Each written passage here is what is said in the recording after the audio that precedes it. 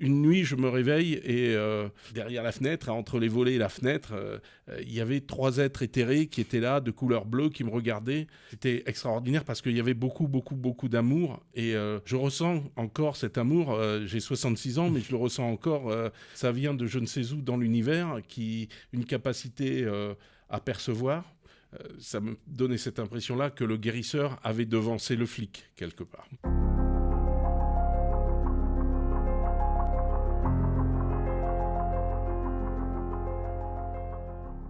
A priori, il n'y a aucun rapport entre le monde du grand banditisme et celui de la santé. Et pourtant, mon invité aujourd'hui a côtoyé simultanément ces deux univers. Bonjour Robert. Bonjour Florent. Alors Robert Martin, on te surnomme le flic guérisseur. C'est d'ailleurs le nom de ton livre ici présent. Tu as fait une longue et brillante carrière dans le monde de la police. Tu as été un flic respecté, reconnu dans le milieu, mais pas seulement pour tes succès sur le terrain. Il y a aussi autre chose. Tu as des perceptions et des capacités particulières qui t'ont servi tout au long de ta carrière, et on va en parler ensemble aujourd'hui. Mais peut-être juste avant, est-ce que tu peux revenir un petit peu sur les différents postes et services que tu as occupés durant ta carrière ? Parce qu'il y en a eu beaucoup. Il y en a eu beaucoup, il y en a eu énormément. J'espère que le temps n'est pas limité. C'est très simple. Je suis rentré dans la police judiciaire à Paris par la petite porte. Je n'avais aucun diplôme universitaire, je n'avais pas le bac. J'étais titulaire d'un certificat d'études primaires et d'un CAP comptable. On m'a parlé du métier d'enquêteur de police et je suis rentré en tant qu'enquêteur de police, donc en police judiciaire parisienne, dans un petit commissariat de quartier dans un premier temps. C'était dans le 15e arrondissement. Ensuite, grâce à une affaire que je raconte dans le livre, les gens m'ont remarqué par ma technicité peut-être et par ce que j'avais réussi à résoudre. À partir de là, on m'a demandé d'avoir accès à un échelon supérieur de recherche qui était la division de police judiciaire. Là, on chapeautait 3 arrondissements dans Paris. À partir de là, j'ai réussi d'autres belles affaires, on va dire. J'ai participé à d'autres affaires qui ont été mises en avant. Et donc là, en 1986, je suis demandé et sollicité pour partir à la BRB. Et je pars à la BRB. La BRB, qu'est-ce que c'est ? La Brigade de répression du banditisme à Paris, effectivement. On parle beaucoup avec des acronymes, je reconnais. Donc, Brigade de répression du banditisme. J'y suis resté pendant 3-4 ans. Ensuite, je suis parti à la Brigade de recherche et d'intervention de Paris, la fameuse anti-gang, Brigade anti-gang. Tout ça donc en tant qu'enquêteur de police. Lorsque j'étais au sein de la Brigade de recherche et d'intervention, donc la Brigade anti-gang, il y a eu un patron, il y a eu un commissaire de police qui m'avait remarqué, qui m'a pris et qui m'a dit « Je te donne 2 mois pour réussir le concours d'inspecteur ». Donc, il m'a donné 2 mois, gracieusement, pour préparer le concours d'inspecteur que j'ai eu. Et je suis donc parti à l'école de police de Cannes-Écluse pour devenir inspecteur de police. À l'époque, ça s'appelait encore comme ça. De là, je suis revenu dans un commissariat de la banlieue parisienne, à Suresnes. Ensuite, je suis reparti, j'ai passé des épreuves de sélection pour être à la protection des hautes personnalités. C'était au moment où Édouard Balladur a été nommé Premier ministre et il y avait un renouvellement d'équipe. Et là, on m'a sollicité pour faire partie de l'équipe de protection d'Édouard Balladur. Donc, j'ai fait la protection d'Édouard Balladur. Ensuite, j'ai protégé le maire de Neuilly, qui était Nicolas Sarkozy. On arrive en 95 et en 95, là, les attentats de Paris qui ensanglantent Paris. Et là, je me dis, je ne peux pas rester à rien faire. La police judiciaire me manquait et j'ai sollicité pour repartir à la section antiterroriste de la brigade criminelle. Et donc, je suis revenu au sein du 36 quai des Orfèvres. Et j'ai refait donc la section antiterroriste à la brigade criminelle. Ensuite, après, j'ai été ressollicité à la BRI parce que je continuais à avoir une connaissance de certaines techniques de mise en œuvre par les services spécialisés comme la BRI, et donc qui m'ont sollicité pour revenir au sein de la BRI. Et c'est très long, hein, je m'en excuse, Florent, tu m'as posé la question. Et ensuite, à partir de là, je suis reparti sur je suis reparti il y a eu le directeur un nouveau directeur à la direction des affaires économiques financières de Paris qui a pris son poste, et que c'était Frédéric Pechnard. Et là, il m'a demandé de l'accompagner parce qu'il voulait quelqu'un de confiance. Et comme on était amis de longue date, je l'ai accompagné dans cette sous-direction. Et lui, il est devenu directeur de la police judiciaire.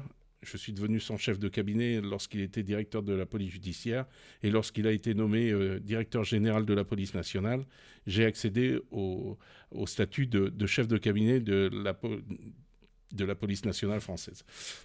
Alors, ce poste de chef de cabinet avait la particularité d'être tenu par des préfets ou des sous-préfets. Et c'est vrai que de voir arriver un officier de police, commandant de police, à ce poste-là, ça avait fait un peu grincer des dents. Mais bon, on nous donnait 3 mois d'existence et on y est resté 5 ans. Ah oui, magnifique. Donc c'était une très belle expérience. Et on a fait de belles choses au sein de cette grande maison de la police nationale française.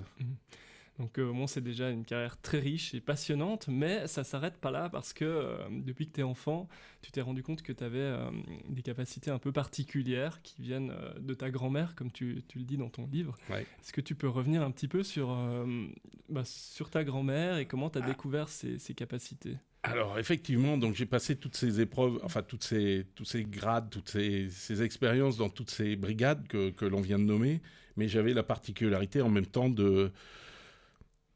d'accompagner, de soigner, de soulager, prenons un verbe, de guérir les collègues qui étaient souffrants. Et ça se savait au sein de la police judiciaire. Et très souvent, lorsque je changeais de service, c'était très rigolo d'ailleurs. Au bout de quelques jours, il y avait toujours quelqu'un qui arrivait qui me disait « Mais c'est vrai que tu guéris ?» Donc ça voulait dire que ça me donnait cette impression-là que le guérisseur avait devancé le flic, quelque part. Mmh. Alors, je vais te répondre sur d'où vient tout ça.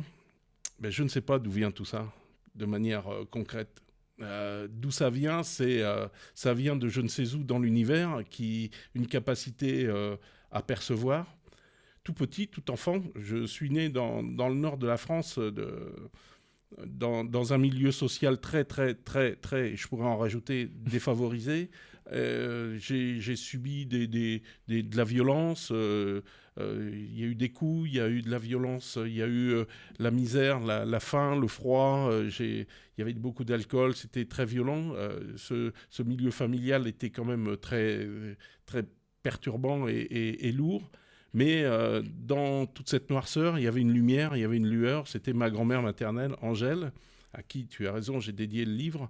Angèle, elle avait une forme elle était très chrétienne. Elle était de confession catholique, chrétienne, très croyante. Elle faisait ses chapelets tous les jours et ainsi de suite.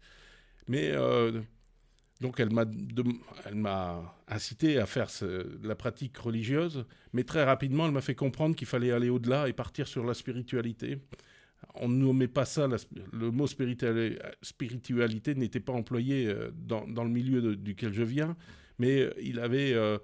elle me disait, l'image est belle parce que c'est vrai que c'est ce qu'elle me disait d'aller voir derrière le rideau rouge qui est au fond de la nef de l'église, parce qu'elle disait c'est là que se trouve le plus important, c'est là qu'au-delà de la religion, il fallait transcender et sortir de la religion pour aller voir, pour toucher du doigt ce qui était l'invisible. Je vous interromps un instant, je suis désolé, moi aussi je déteste les publicités, mais là je pense que c'est vraiment important de vous dire que cette vidéo, c'est une vidéo qui est extraite d'une interview beaucoup plus longue que vous pouvez retrouver gratuitement sur notre plateforme Masterclass Pure Santé. Si ça vous intéresse, vous avez un lien, vous pouvez découvrir pendant 7 jours gratuitement toutes les vidéos, les formations, tout ce qui se trouve sur cette plateforme.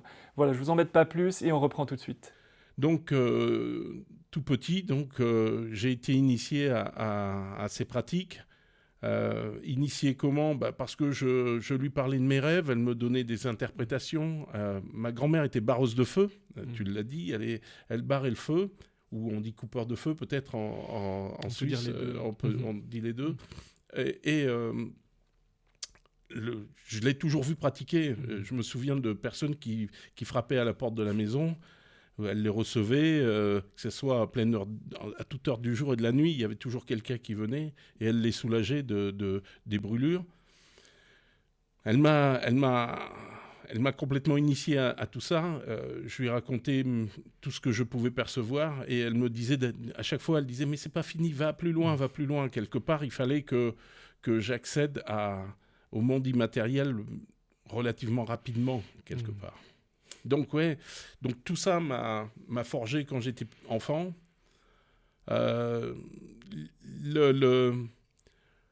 La forme, comment ça prenait forme, cette perception. Il y a une scène qui m'est marquée, que j'ai indiquée dans le livre, c'est lorsque une nuit, je me réveille et derrière la fenêtre, les volets étaient fermés, mais derrière la fenêtre, entre les volets et la fenêtre, il y avait 3 êtres éthérés qui étaient là, de couleur bleue, qui me regardaient.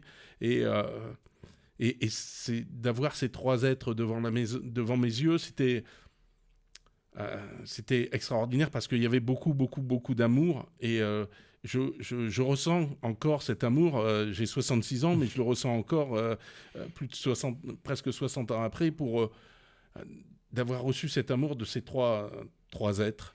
Et le lendemain, j'ai raconté ça à ma grand-mère et qui me regardait et qui me disait « Ah, quelle chance tu as eu, mais quelle chance tu as eu d'avoir accès à ça. » Donc, je pense que tout est lié, ce que je vous raconte un peu peut-être de manière désordonnée, mais toute cette forme de croyance et de spiritualité qui m'entourait, mais je ne l'ai jamais rejetée. J'ai toujours accepté, j'ai toujours recherché. Après, c'est sûr, j'ai grandi, j'ai évolué. La première fois que j'ai soigné, je m'en souviens plus, c'est une de mes sœurs, grande sœur, qui m'a dit que j'avais soigné un chien qu'on avait, et j'avais 7 ans, selon elle. Voilà, donc c'est le premier message que j'ai eu, enfin, le premier soin que j'ai réalisé. J'en ai pas le souvenir. Voilà, et à quel moment alors tu as commencé à le faire consciemment ? À l'armée, ça s'est déclenché à l'armée.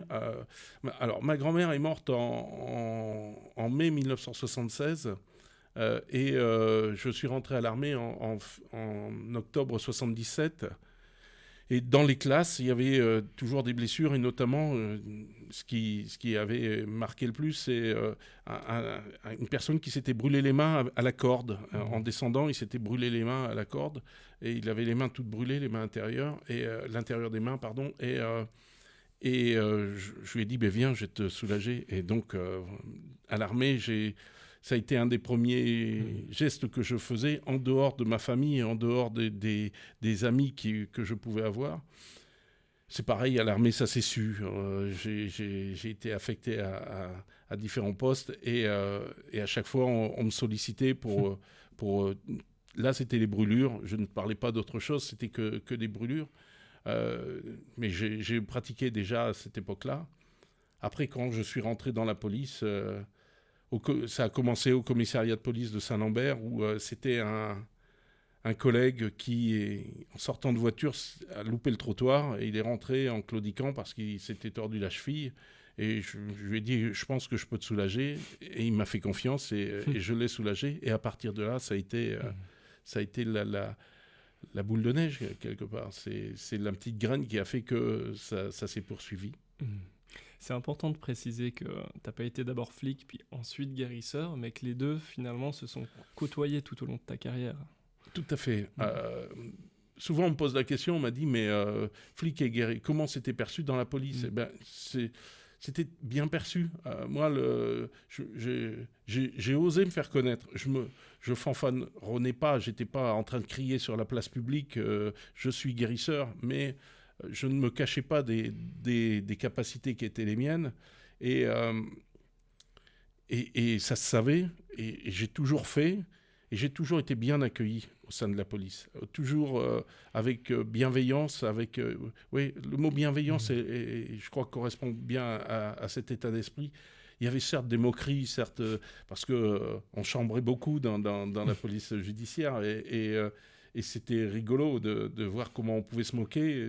Il y avait des gens qui se moquaient le matin, mais qui étaient l'après-midi, qui venaient me voir qui me sollicitaient pour un soin.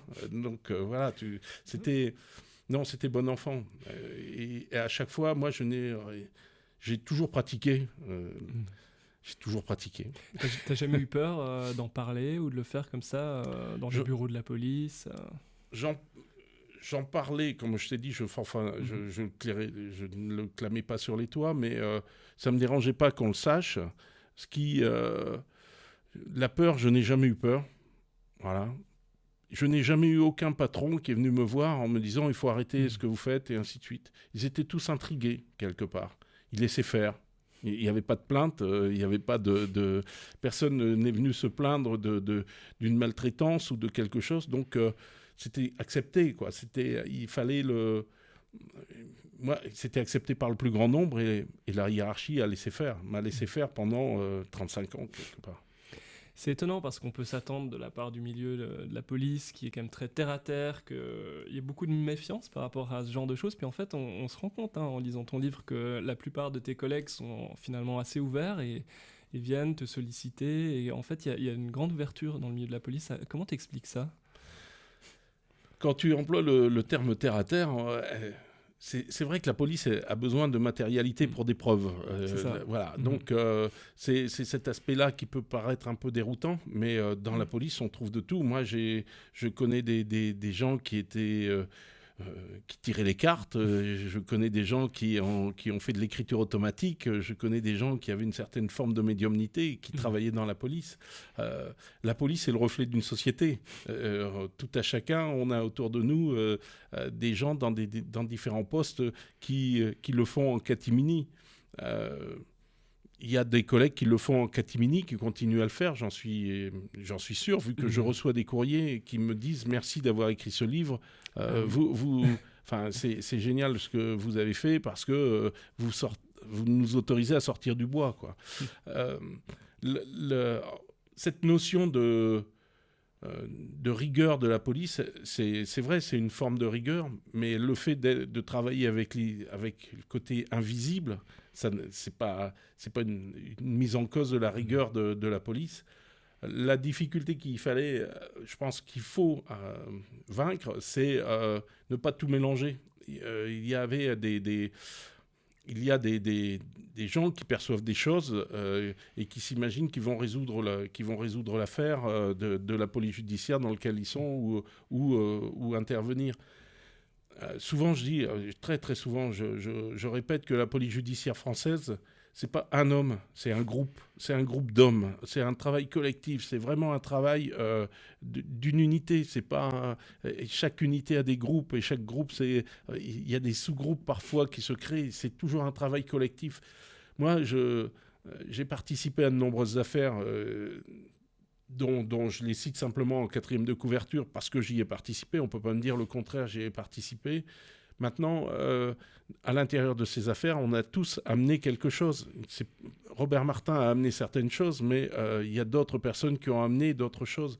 Donc, j'ai amené, moi, des choses qui... je me souviens à la section antiterroriste d'avoir, au cours d'une réunion de chefs de groupe, une réunion de groupe, où il y avait le chef de groupe, on faisait le point le lundi matin sur les dossiers, l'avancée des dossiers, ce qu'il fallait faire et les tâches de tout à chacun.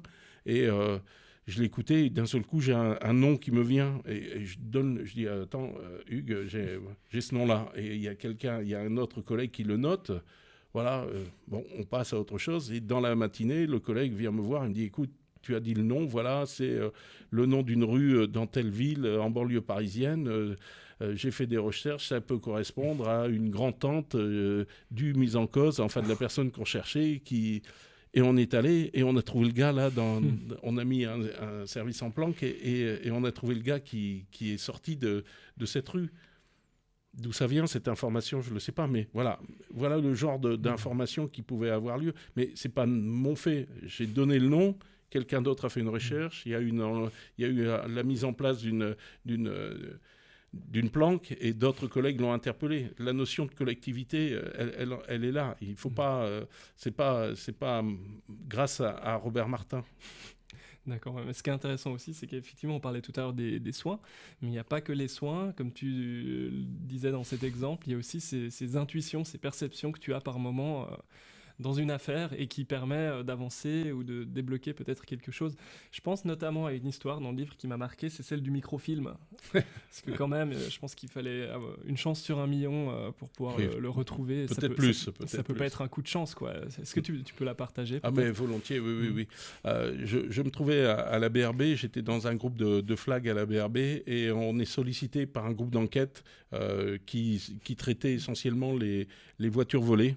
Et c'était à l'époque des cartes grises en France, le document pour circuler. Et il y avait eu des pauses d'écoute téléphonique et ainsi de suite. Au vu des techniques, on savait qu'il y avait quelque chose qui se cachait dans ce bâtiment. C'était donc un appartement au dernier étage d'un petit immeuble de 2 étages. Et c'était chez lui qu'on aurait pu trouver quelque chose. Donc à l'heure du laitier, à 6h du matin, on rentre chez lui. Je suis avec un collègue Pierrot et avec Pierre, il y a Pierre plus un autre collègue. On est 3 à pénétrer dans l'appartement et on surprend la personne, l'individu au saut du lit, on l'interpelle et on le place en garde à vue. Enfin, on fait toutes les procédures nécessaires. Et puis je lui dis, on vient chercher quelque chose. Et il est dans la négation, il ne dit rien, il ne nous donne aucune information. Et j'ai l'information, moi, que c'est là, quoi. Et qu'il faut chercher, cherche. Voilà, j'avais ma petite voix qui me disait, c'est là, tu vas trouver, vas-y, tu vas trouver. Et on a... Alors, je cherchais des microfilms. Alors, tu fais partie d'une génération que tu n'as pas connue, mais les microfilms, c'était des toutes petites parties et à partir des microfilms, on faisait des faux documents, des faux permis de conduire, des fausses cartes grises. Et on cherchait ces microfilms. Donc, il fallait les chercher. Et... microfilm, ça veut bien dire ce que ça veut dire, c'est tout petit. Dans un appartement, c'est compliqué. Sans l'aide de la personne, c'est irréalisable. Et moi, j'ai été aidé et accompagné pour pouvoir trouver des microfilms dans la laine de verre qui était planquée dans le grenier au-dessus de l'appartement. Moi, ce qui m'a le plus stupéfait, j'ai trouvé le microfilm plus un revolver qui était à côté d'ailleurs. Et ce qui m'a le plus stupéfait, moi, c'est l'attitude du mis en cause. Quand je suis redescendu par la trappe, j'étais couvert de laine de verre, je l'ai regardé. Il m'a regardé et il m'a dit « Je savais que vous alliez le trouver ». Donc lui aussi, il avait l'information que j'allais trouver le microfilm. Comme quoi l'information, elle est dans tous les sens. Et tout le monde peut faire attention à ce qu'on perçoit comme information. Lui, quand il m'a vu, il a su que j'allais les trouver. C'est magnifique, c'est incroyable comme retournement aussi de circonstances où la perception, elle est dans les deux côtés. C'est vrai. Il y a un autre exemple dans le livre, l'arracheur de sac, il vient toucher un arbre et je lui pose la question, à la fin de la procédure, je lui dis « Mais pourquoi tu as touché l'arbre ?» Il me dit « Parce que je ne le sentais pas. » Il voulait une protection. Donc il y a quelque chose, il y a de l'information qui circule. Oui, c'est une information, c'est quelque chose qui est impalpable, qui fait partie du domaine de l'invisible. Je crois réellement à cette notion d'information, d'énergie qui est là et qu'on n'arrive pas à capter et que pour l'instant la science n'a pas mis en avant ou tente de mettre en avant. Il y a Métamorphose a sorti un excellent article sur le magnétisme et la physique quantique. Et c'est vrai que la physique quantique s'intéresse beaucoup à ça parce que ce système vibratoire, il va falloir à un moment donné peut-être trouver le côté mystérieux de la chose. Pour l'instant, on ne l'a toujours pas. Et je pense que ce que je capte et ce que je perçois vient de ça. Quand je dis je pense que ce que tout le monde capte vient de ce milieu-là. À un moment donné, je reconnais que j'ai peut-être plus d'ouverture et que le canal est plus souvent ouvert que fermé, mais je pense que tout à chacun, on a la capacité de percevoir des choses et le canal, il doit s'ouvrir peut-être pour certains, une demi-seconde, d'autres une demi-minute, et moi, c'est une demi-journée ou une journée. Donc, voilà, mais